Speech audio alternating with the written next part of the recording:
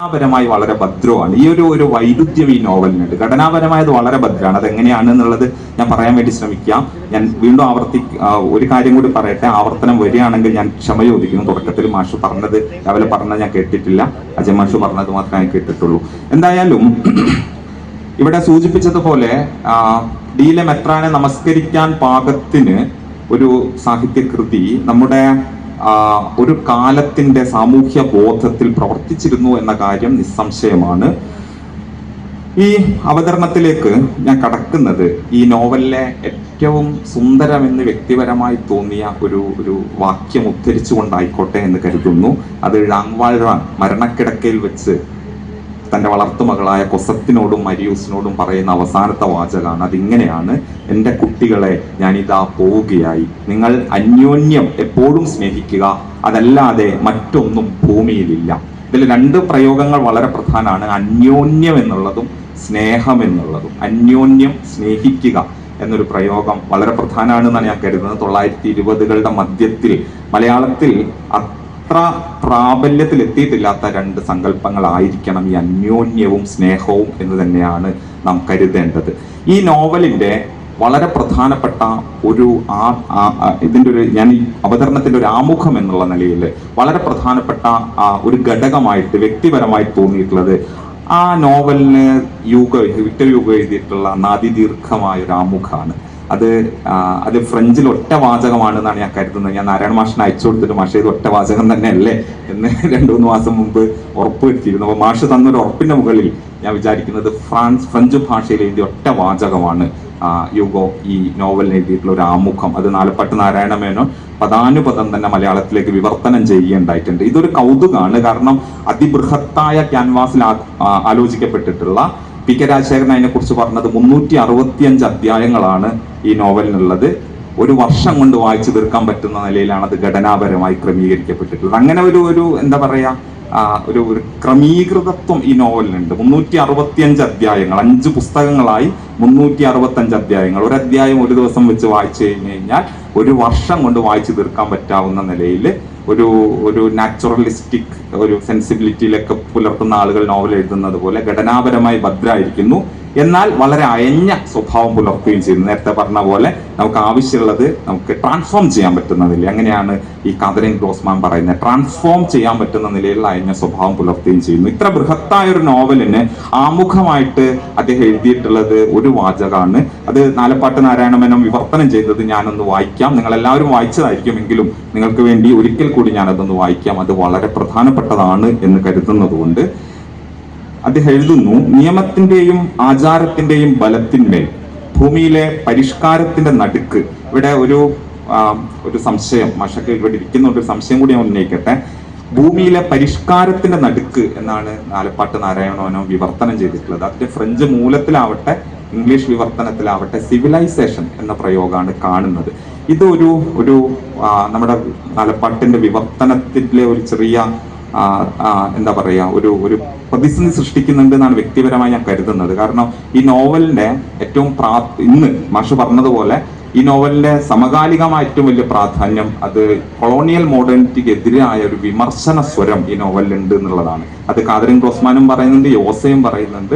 ഇത് മോഡേണിറ്റിയുടെ ഒരു ക്രൈസിസിനെ, പ്രത്യേകിച്ചും 19ാം നൂറ്റാണ്ട് അവസാനം യൂറോപ്യൻ മോഡേണിറ്റി എത്തിപ്പെടുന്ന ഒരു ക്രൈസിസിനെ ആവിഷ്കരിക്കുക കൂടി ഈ നോവലിന്റെ പ്രധാനപ്പെട്ട രാഷ്ട്രീയമാണ് എന്നുള്ളത്. അങ്ങനെയാണെങ്കിൽ സിവിലൈസേഷൻ എന്നതുകൊണ്ട് യുഗ ഉദ്ദേശിച്ചതാണോ ഇവിടെ പരിഷ്കാരം എന്ന പ്രയോഗത്തിലൂടെ വരിക എന്നൊരു സംശയം കൂടി തുടക്കത്തിൽ നിന്ന് വെക്കട്ടെ. എന്ത് തന്നെയാണെങ്കിലും നാലപ്പാട്ട് എഴുതുന്നു: നിയമത്തിന്റെയും ആചാരത്തിന്റെയും ബലത്തിന്മേൽ ഭൂമിയിലെ പരിഷ്കാരത്തിന്റെ നടുക്ക് നരകങ്ങളെ ഉണ്ടാക്കി വെച്ചുകൊണ്ടും മനുഷ്യകർമ്മത്തെ വിധിയോട് കൂട്ടിച്ചേർത്തുകൊണ്ടും സമുദായത്തിൽ കൽപ്പിക്കപ്പെടുന്ന തീവ്ര ശിക്ഷാവിധികൾ എത്ര കാലം നിലനിൽക്കുന്നുവോ. പുരുഷാന്തരത്തിലെ 3 വൈഷമ്യങ്ങൾ എന്നാണ് അദ്ദേഹം വിവർത്തനം ചെയ്തത്. Big problems, 3 big problems of the century. പുരുഷന്മാർക്ക് വമ്പിച്ച ദാരിദ്ര്യത്താലുള്ള അധപ്പതനം, സ്ത്രീക്ക് വിശപ്പ് കാരണം ഉണ്ടാകുന്ന മാനഹാനി, കുട്ടികൾക്ക് അറിവില്ലായ്മയാൽ നേരിടുന്ന വളർച്ചക്കേട്, ഇവ എത്ര കാലം തീരാതെ കിടക്കുന്നുവോ. ലോകത്തിന്റെ ഏതു ഭാഗത്തെങ്കിലും സാമുദായികമായ വീർപ്പടങ്ങൾ പിടിപെടാൻ എത്ര കാലം വഴിയുണ്ടോ.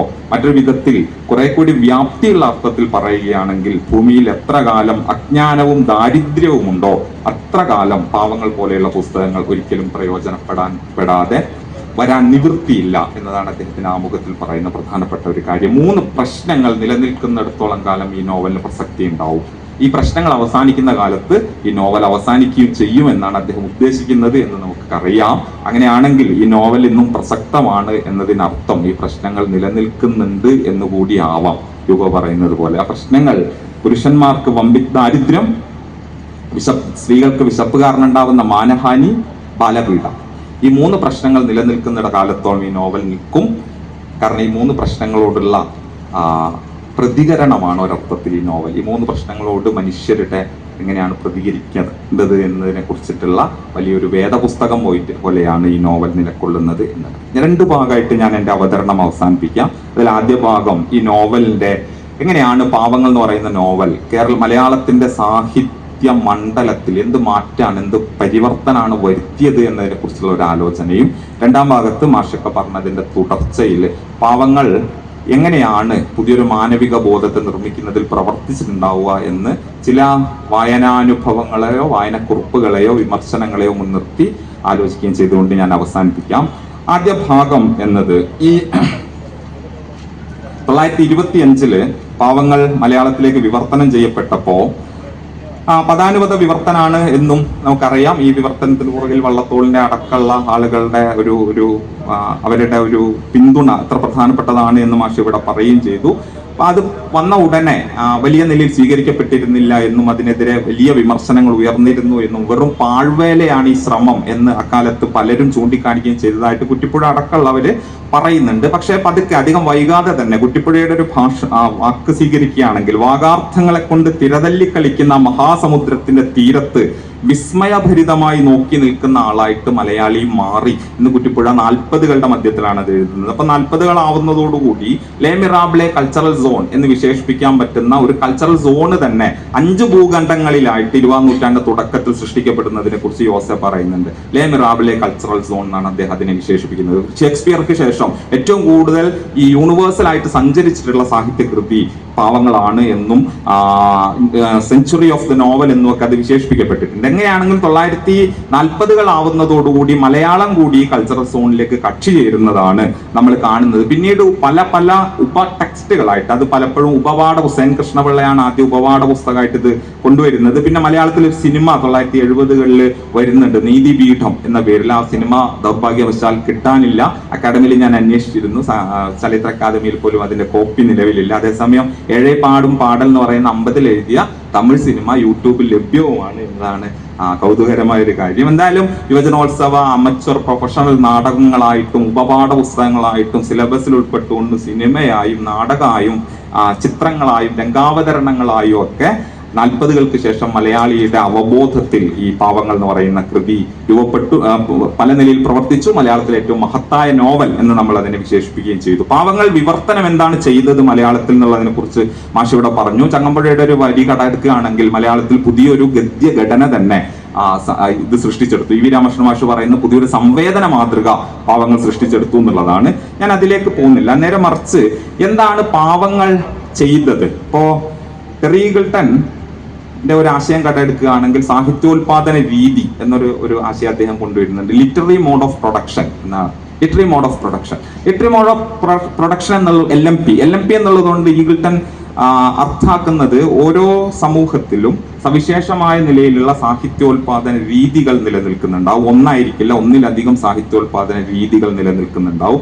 അതിലൊന്ന് അതിനിർണയനം നേടും. അൽത്യൂസറുടെ ആശയത്തെ കടമെടുത്തിട്ടാണ് ടെറി ഈഗിൾട്ടൺ കൊണ്ടുവരാൻ ശ്രമിക്കുന്നത്. ഒരു സാഹിത്യോൽപാദന രീതി അതിനിർണയനം നേടും. അതിനിർണയനം നേടുന്ന സാഹിത്യോൽപാദന രീതി ആ സമൂഹത്തിന്റെ പൊതുപ്രത്യയശാസ്ത്രവുമായിട്ട് ബന്ധപ്പെട്ട് നിൽക്കുന്നത് ഒന്നായിരിക്കും. ഒരുപാട് സാഹിത്യോൽപാദന രീതികൾ ഉണ്ടാവും, ബദൽ സാഹിത്യോൽപാദന രീതികൾ ഉണ്ടാവും, സമാന്തരമായി സഞ്ചരിക്കുന്ന സാഹിത്യോൽപാദന രീതികൾ ഉണ്ടാവും. അവയിൽ നിന്നെല്ലാം ഒന്ന് മുഖ്യധാര സാഹിത്യോൽപാദന രീതിയെ ഡോമിനന്റ് LMP ആയിട്ട് ഉയർന്നു വരും എന്ന് ഈഗിൾട്ടൺ പറയുന്നുണ്ട്. അപ്പൊ അതിനെതിരെ നിരന്തരമായിട്ട് അതിനോട് സംഘർഷത്തിൽ ഏർപ്പെട്ടുകൊണ്ട് പുതിയ ഭാവിയുടെ ഇനി വരാൻ പോകുന്ന കാലത്തിന്റെ സാഹിത്യോൽപാദന രീതി അതുമായിട്ടുള്ള നിരന്തര സംഘർഷത്തിൽ ഏർപ്പെട്ടുകൊണ്ടിരിക്കും എന്നും ഈഗിൾട്ടൺ ചൂണ്ടിക്കാണിക്കാൻ ശ്രമിക്കുന്നുണ്ട്. 1920കൾ എന്ന് പറയുന്നത് മലയാളത്തെ സംബന്ധിച്ചിടത്തോളം ഭിന്നമായ രണ്ട് സാഹിത്യോൽപാദന രീതിയുടെ സംഘർഷം രൂപപ്പെട്ടു വരുന്ന പ്രധാനപ്പെട്ട ആദ്യ സന്ദർഭം നമ്മൾ കാണുന്നത് 1920-കളുടെ തുടക്കത്തിലൊക്കെയാണ്. കേസരി ബാലകൃഷ്ണപിള്ള ഈ സമസ്ത കേരള സാഹിത്യ പരിഷത്തിനെതിരെ നടത്തുന്ന കടുത്ത വിമർശനങ്ങൾ ഈ സമയത്താണ് നടക്കുന്നത്. അതിന്റെ